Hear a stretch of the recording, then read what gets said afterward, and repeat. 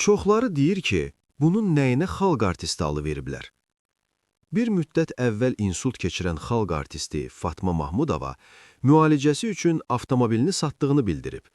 Oxu.az xəbər verir ki, aktrisa bu barədə rəngarəng proqramında açıqlama verib. Sənətə gəlməsinin peşmanlıq yaratdığını dilə gətirən Fatma Mahmudova səhhətində yaşadığı çətinliklərdən bəhs edib. Bir anlıq evdə özümü tuta bilmədim və yıxıldım. Qolum çiynimdən qırıldı.